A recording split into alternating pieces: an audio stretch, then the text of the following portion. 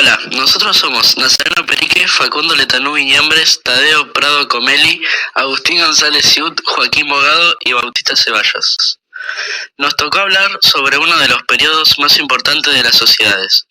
Este tema es llamado y conocido como la Edad Media. La Edad Media comienza en el 476 con la caída del Imperio Romano en Occidente, y luego termina con la caída del Imperio Romano de Oriente con capital en Constantinopla, en poder de los turcos otomanos en 1453. Otros historiadores afirman y dicen que la Edad Media termina con el descubrimiento de América, que es en el año 1492. Bizantino. El Imperio Bizantino existió desde el 330 después de Cristo hasta el 1453. A menudo se le denomina Imperio Romano de Oriente o simplemente Bizancio. La capital bizantina fue fundada en Constantinopla por Constantino I, quien gobernó desde el 306 hasta el 337 después de Cristo. El Imperio Bizantino tuvo distintos tamaños a lo largo de los siglos. En algún momento poseyó territorio de Italia, Grecia, los Balcanes, Levante, Asia Menor y el norte de África. Imperio Carolingio. El Imperio Carolingio es un término historiográfico que es utilizado para referirse al imperio de los romanos y los francos. La etapa superior del reino franco, bajo el gobierno de la dinastía carolingia, desde la coronación del imperio de Carlos Magno en el año 800 hasta la división de sus territorios en el Tratado de Verdun.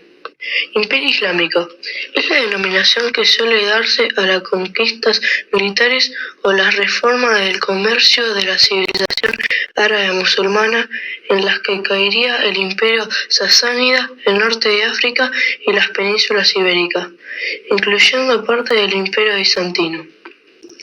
El Imperio Islámico duró desde el 750 hasta el 1258.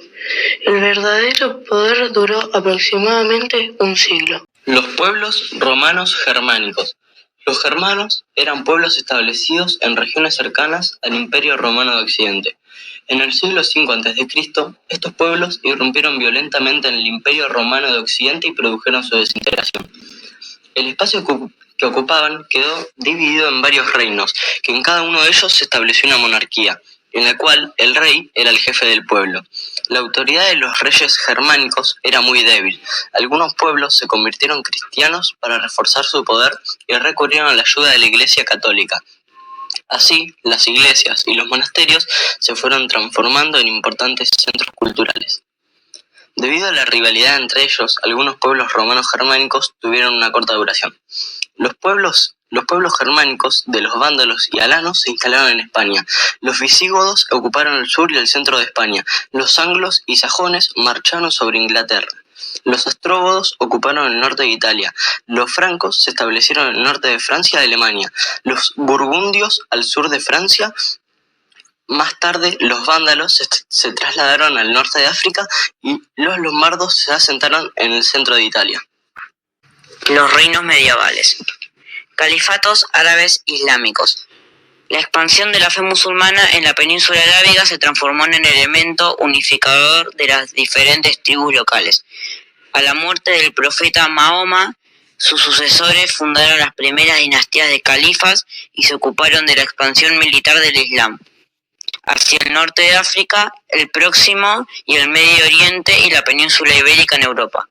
Los califatos se organizaron en torno a la creación de una red de ciudades: Damasco, Bagdad, Samarcanda, Fez, Córdoba, Granada, vinculadas a través del comercio y de la cultura islámica común.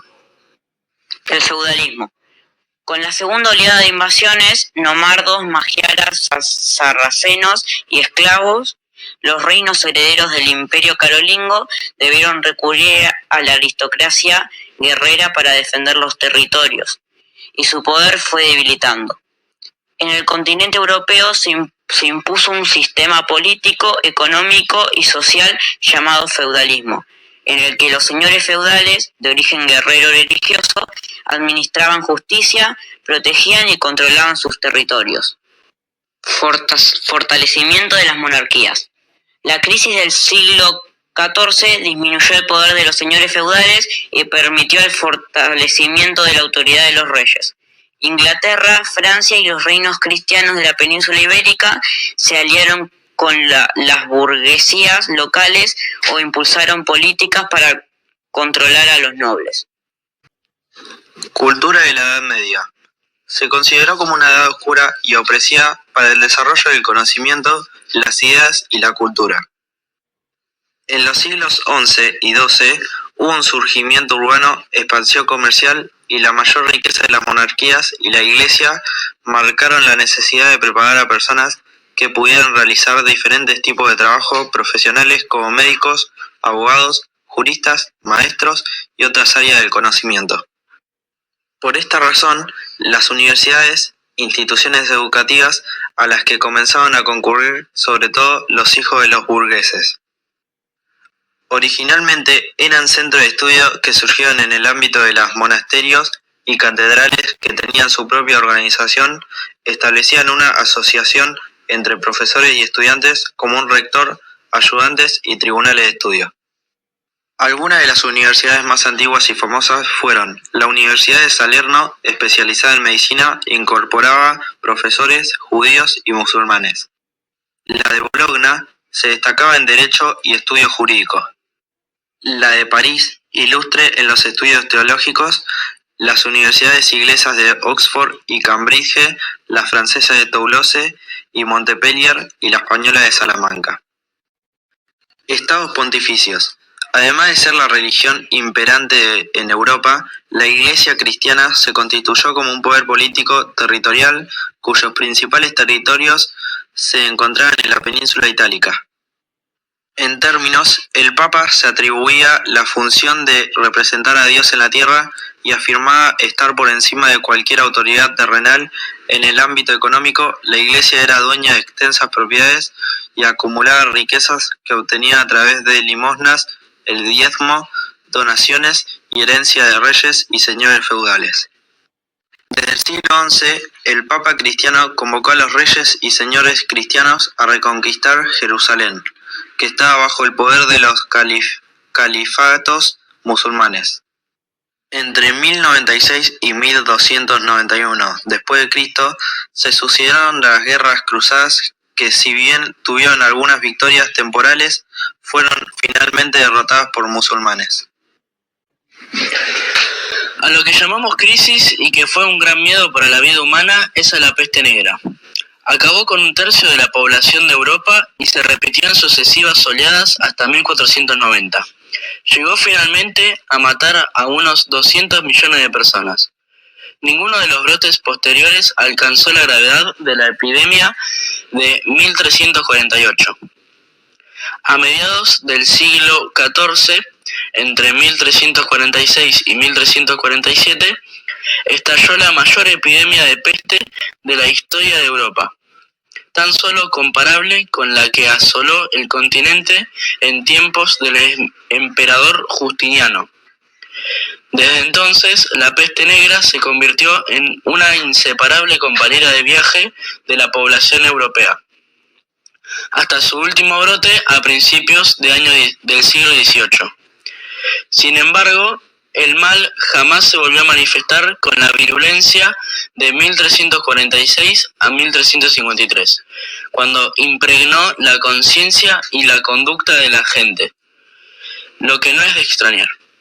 Por entonces había otras enfermedades endémicas que azotaban constantemente a la población, como la disentería, la gripe, el sarampión y la lepra, la más temida. Pero la peste tuvo un impacto pavoroso. Por un lado, era un huésped inesperado, desconocido y fatal, del cual se ignoraba tanto su origen como su terapia. Por otro lado, afectaba a todos sin distinguir apenas entre pobres y ricos. Quizás por esto último, porque afectaba a los mendigos, pero no se detenía ante los reyes. Tuvo tanto eco en las fuentes escritas en las que encontramos descripciones tan exageradas como apocalípticas.